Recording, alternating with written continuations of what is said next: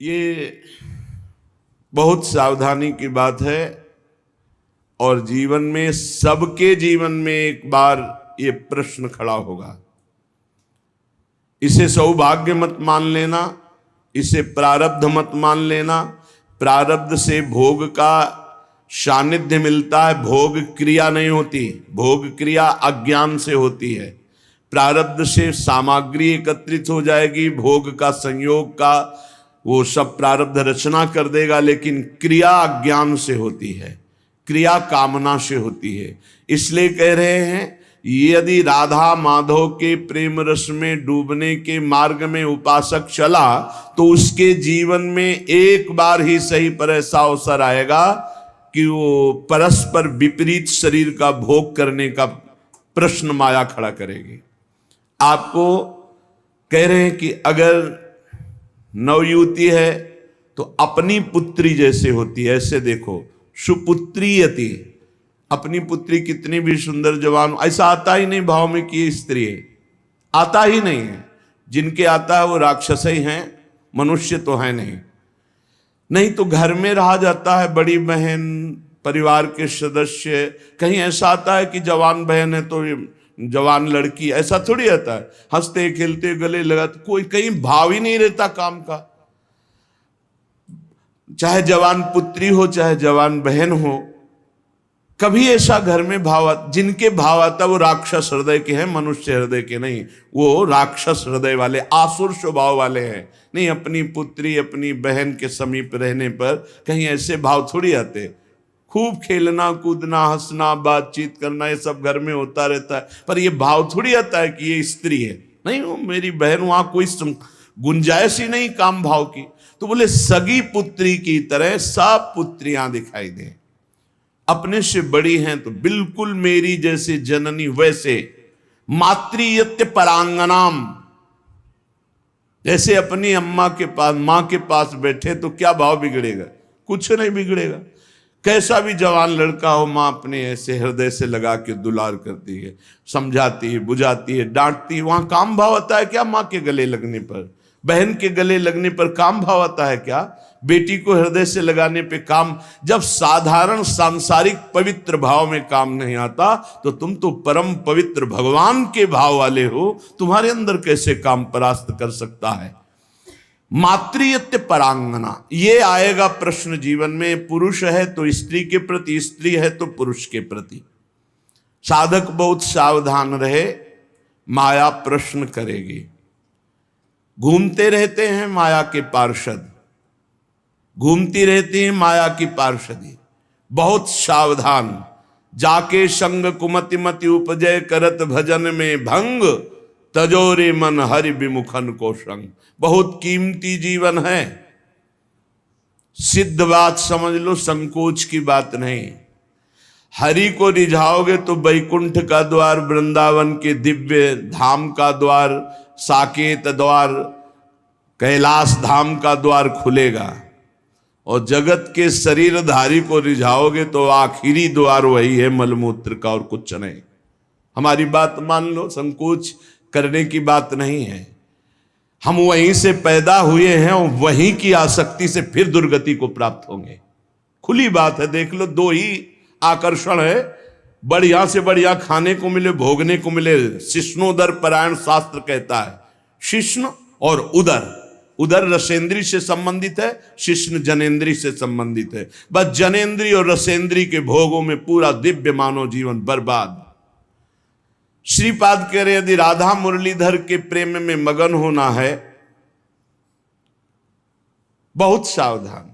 ये मत समझो कि माया कब किस रूप में कहां प्रश्न करती है। वो जननी है, वो अपने बेटे को पुष्ट करने के लिए कोई भी प्रश्न कर सकती है, लेकिन अपनी दृष्टि, महाप्रभु चैतन्य देव रुदन कर रहे हैं, हा गोविंद हा कृष्ण। दो वेश्याएं पहुंचती, एक कहती कितना ये रुदन कर रहे हैं, बोले मेरी जैसी नहीं मिली होगी इसीलिए ना, अभी देखो इनका रुदन बंद करते। वो क्या जाने कि जो हरि के आशिक हैं उनको हरि माया आकर्षित नहीं कर सकती। भगवान का एक विशुद्ध प्रताप बल भक्तों की रक्षा करता रहता है। वो जाकर के विनोदास्पद बातें करने लगी। महाप्रभु चैतन्य देव ने कहा, मां बस करुणा कर दो, श्री कृष्ण मिल जाए। वो शब्द उनके हृदय में ऐसा चोट किया कि मैं इतनी नीच, ऐसे महापावन से ऐसी भावना चरणों में गिर गई, मुझे क्षमा करो, क्या मेरा भी उद्धार हो सकता? कृष्ण कृष्ण कृष्ण। ऐसा नहीं कि किसी के जीवन में प्रश्न नहीं आता, प्रश्न आता है, पर जो ये भगवत कृपा से सावधान रहता है कि ये प्रश्न है, मुझे उत्तर देना है इसका। ऐसा नहीं कि प्रश्न के लपेटे में आकर के फिसल जाना है, प्रश्न है, उत्तर देना है, बहुत संभाल के उत्तर देना है। अपमान भी नहीं करना, क्योंकि ये वही आए हुए हैं जिनकी हम आराधना करते हैं। वो कुछ भी रूप, वो मोहिनी रूप भी तो धारण किए ना, वो कुछ भी रूप धारण कर सकते हैं। मेरे प्रीतम है तो बस उस समय प्रभु आप ही मेरी रक्षा करो, आप ही मुझे बचाओ। मातृयत्य परांगनाम, त्रुटि हो सकती है हमसे गलती हो सकती, कभी बलवान न बने, कभी पहलवान न बने इस विषय में। दैन्य और चरण छूना, यही दो बातों से बच सकते हो। चरण छू कि हे जगत जननी, हे अंबा, कभी आपके प्रति मेरा। जिन उर्वशी जी ने बड़े बड़ों की बुद्धि को मोहित कर लिया, अर्जुन जी की बुद्धि को क्यों नहीं मोहित किया? क्योंकि जाते ही सीधे प्रणाम किया अर्जुन जी ने। जे ही उर्वशी का प्रवेश हुआ, देखा सो पंचांग प्रणाम किया और कहा, माता स्वागत है, आप पधारिए। आग लग गई, मैं किस लिए आए और तुम मुझे क्या कह रहे हो? आज के बाद कभी माता शब्द उच्चारण मत करना। उन्होंने कहा, पुनः कहता हूं, कुंती माता से भी अधिक पूज्य मैं तुम्हें देखता हूं। कुछ नहीं बिगाड़ पाई उर्वशी जी, यहां तक कि साप तक दे दिया। पहली दृष्टि पड़ते ही या तो नव किशोरी जगदम्बा, लाडली जी की सहचरी, या मां, या अपना पवित्र भाव तुरंत आरोपित कीजिए। और स्त्री शरीर को लिखा है, भ्राता पिता पुत्र निज जैसे, मध्यम परपति देखै कैसे। भ्राता पिता पुत्र निज जैसे, बराबर का है तो सगा भाई। क्या सगा भाई को देखकर काम जागृत होता है? क्या अपने छोटे बेटे को देखकर काम जागृत होता है? क्या पिता को देखकर काम जागृत होता है? भ्राता पिता पुत्र निज जैसे। आवश्यकता पर बात करें, नहीं एकांत सेवन करें। बलवान इंद्रिय ग्रामो विद्वानम अपि कर्षति, शास्त्र आदेश करता है। पर उपासक को ये पक्का विश्वास कर लेना चाहिए कि मेरे जीवन में ये प्रश्न आएगा, आता है, आता रहेगा। अगर इससे निकल गए आगे तो यो राधा मुरलीधरांग कमल प्रेमैक मात्रियति। बहुत सावधानी की जरूरत है। देखो, कल वर्णन हुआ था साधना में भय और प्रलोभन, ये दो चीजें भेजी जाती हैं। इनसे जो पास भी भगवान ही करवाएंगे। ये सत्संग सुनने को भगवान ही तो संयोग बना रहे हैं, ये भगवान ही तो प्रेरित करके आपको सुनवा रहे हैं। इसलिए सावधान। ये प्रश्न है, आपके पास 1 करोड़ रुपया जमा किया और आपका मन हुआ कि अरे मैं फंस गया क्या, तो 1 करोड़ यमुना जी में फेंक दो, मुक्त हो गए। लेकिन एक बार जीवन में फिसल गए तो उसकी पूर्ति नहीं होने वाली। हम कह रहे हैं अरबों रुपया एकत्रित हुआ, मन में आया सब छोड़ के भाग गए, राधा राधा राधा राधा, जो जहां वहीं छोड़ दिया, कुछ नहीं फंसे।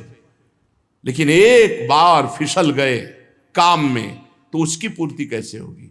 वो तो नहीं होगा। वो तो चित्त पे संस्कार बन गया और आपका संयम भ्रष्ट हो गया। एक बार बालू का बांध टूट जाए तो दोबारा बांध बांधना बहुत कठिन बात है। एक बार योगी भ्रष्ट हो जाए, दोबारा योगी अपने योग पे आना भगवान के बल की बात है, दूसरी बात नहीं। जैसे बालू का बांध फूट जाए तो बांधना बड़ा कठिन है, ऐसे ये ब्रह्मचर्य, ये सतमार्ग, ये इंद्रिय निग्रह, ये बालू का बांध है, बहुत होश से। मातृयत्य परांगनाम स्थिर चरम सत्वम सुपुत्रीयति। बड़ा पवित्र भाव। और ये भाव जब अचानक संयोग हो जाए तब संयोग से बचने की पूरी वृत्ति रखे उपासक। जब तक कोई बहुत ऐसा संयोग की बात बन जाए कि बात करना ही है, तो उसके चरणों में दृष्टि रखते हुए, मुख की तरफ दृष्टि रखते हुए साधक कभी बात नहीं करते। नहीं, चरणों पर ऐसे दृष्टि रखते, जी प्रत्युत्तर कम शब्दों में और भाग ले। अपने को सूरवीर मत समझे। ये भगवान की प्रचंड मोहिनी माया का आकर्षण हमारे चित्त में बलात् हमारी निष्ठा को परिवर्तित कर देगा, यदि हम अधिक समय साथ रहें, अधिक समय बात करें, अधिक समय हंसी मजाक करें, तो हम फिसल जाएंगे। ये खाइयां हैं जिनसे हम भगवान को नहीं प्राप्त कर पाते और इनमें हम फिसल जाते हैं। बहुत ही सावधानी की जरूरत है। हमारी एक एक वृत्ति भगवान अंदर बैठे हुए देख रहे हो। उस जो जल रही वृत्ति काम क्रोध आदि को ना भोगने से, वो भगवान हिसाब आपको इतना आनंद प्रदान करेंगे कि रोते रहोगे। पर कुछ समय के लिए आपको अपने मार्ग में बहुत संभाल संभाल कर पग रखना है। अगर अपना कल्याण चाहते हो, सुंदर बुद्धि चाहते हो, भगवत मार्ग में अग्रसर होना चाहते हो, तो गोस्वामी तुलसीदास जी की चौपाई याद रखना।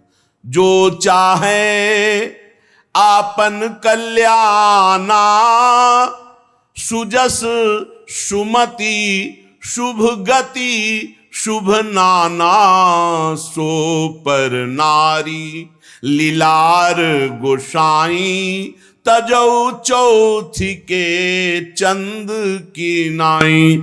जैसे चौथ के चंद्रमा को देखने से कलंक लग ही जाता है, ऐसे ही जो पराई माता बहनों की तरफ ऐसी गंदी दृष्टि या बार बार मुख की तरफ देखना, तो हाव भाव आदि के द्वारा चित्त का आकर्षण होकर मलिन हो जाना स्वाभाविक है। जैसे चौथ के चंद्रमा को देखने से कलंक लगता है, ऐसे जो साधक अपना कल्याण चाहता है, सुमति चाहता है, शुभ गति चाहता है, उसे चाहिए कि चरणों की तरफ देखकर बात करे। ये जगत जननी जगदम्बा हैं, इनकी कृपा से हम परमार्थ पर विजय प्राप्त कर लेंगे। इनके प्रति हमें भोग्य बुद्धि, दोष बुद्धि, निकृष्ट बुद्धि का त्याग करना ही होगा, तब हम आगे बढ़ पाएंगे। गोत्रीयत्यति तर्जना दिशु महा मित्रीयति द्वेषिषु। यदि हम भगवत मार्ग में चल रहे हैं, कोई हमारी निंदा करता है, तर्जना करता है, तो जैसे अपना भाई, अपना घर का, अपने गोत्र का, परिवार का कोई लड़ाई झगड़ा करे, तो ऐसा अरे घर का आदमी कोई बात नहीं, ऐसे टाल देते हैं, ऐसे भाव रख लेते हैं। या हम भाव रख लेते हैं भगवान के द्वारा विधान किया हुआ भेजा गया है, कोई हमारे प्रारब्ध का क्षय हो रहा है, और जो हमसे विद्वेषी, उसे हम महामित्रवत भाव रखें। नहीं, हम में और संसारी पुरुष में क्या अंतर। करत जे अनुशहन निंदक तिन्हों पे अनुग्रह करो। अपने शरीर को जैसे हम प्यार करते हैं और दूसरे शरीर से हम उदासीन रहते हैं, ये संसारी पुरुष का लक्षण है। और भक्त अपने शरीर से उदासीन रहता है और दूसरे शरीरों के दुख को अपने शरीर जैसा मानता है। ये भाव होता है। अपने शरीर में कष्ट है कोई बात नहीं, लेकिन दूसरे के शरीर का थोड़ा भी कष्ट उसके हृदय में पीड़ा पहुंचा देगा।